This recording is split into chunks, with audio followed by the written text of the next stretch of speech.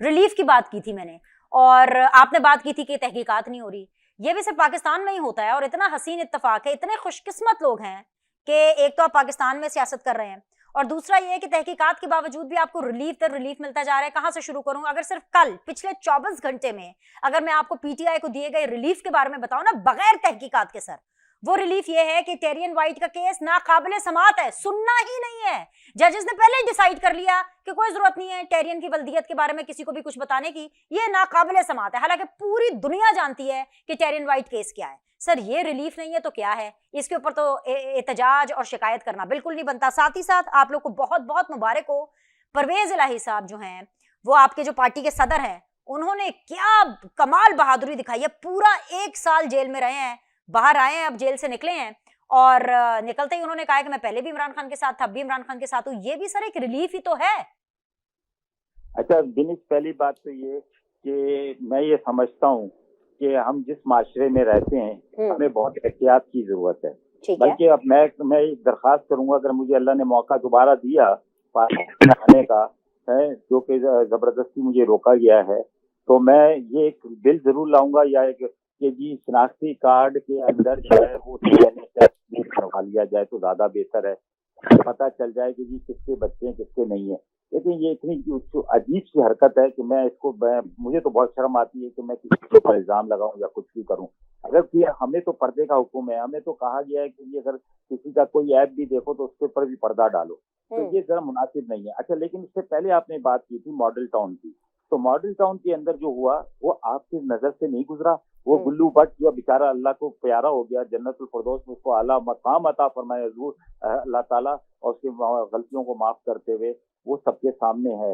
वहां पे 14 लाशें गिर गई, हामला खातून शहीद हो गई।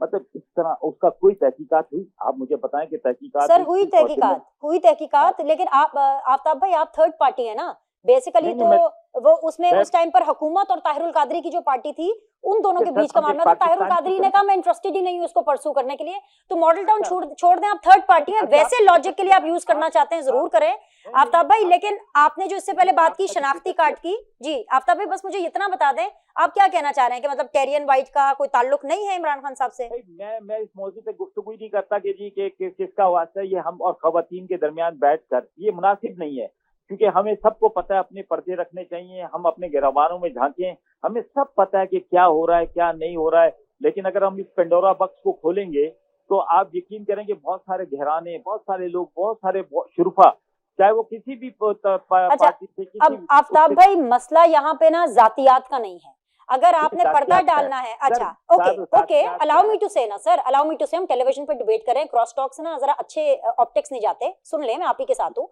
अगर हम जातियात की बात कर रहे हैं और पर्दा डालने की बात कर रहे हैं, तो अगर टेरियन वाइट पर जीती जागती एक 32 साल जवान औरत जो कि किसी की बेटी है, उसके ऊपर अगर पर्दा डल सकता है, तो वो जो तनख्वाह गोशवारों के अंदर नवाज शरीफ साहब ने अपने बेटे से नहीं ली थी और इसलिए नहीं शो की थी, तो फिर उसके ऊपर क्यों नहीं पर्दा डाला गया?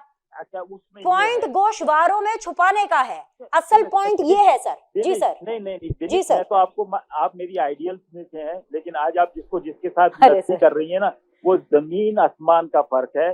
कौम के साथ जुल्म होना, कौम को नुकसान पहुंचाना, कौम के एसेट्स को नुकसान पहुंचाना, वो एक अलग बात है। और जाती जिंदगी जो है, वो मैंने कभी नवाज शरीफ की जाती जिंदगी के ऊपर गुफ्तगू नहीं की है, मैं कभी जरदारी साहब की जाती जिंदगी पर गुफ्तगू नहीं करूंगा, मैं किसी की जाती जिंदगी पर गुफ्तगू नहीं करूंगा। लेकिन जब मेरे कौम की बात आएगी, जब मेरे सर आप लोगों ने तो नवाज शरीफ साहब की ब्लड रिपोर्ट के ऊपर इतनी गुफ्तगू की है, किसी का ब्लड सैंपल कितना जाती चीज होती है। अगेन बात सर जातियात की है ही नहीं, और पब्लिक फिगर्स की कोई जातियात नहीं होती सर, बात है गोशवारों में छुपाने की। वजीर आजम बनने का एक प्रोसेस है, आप एक एमएनए का इलेक्शन लड़ते हैं सर, गोशवारे जमा कराते हैं ना, तो बात है गोशवारों में आपने क्या दाखिल किया क्या नहीं किया। जी सर।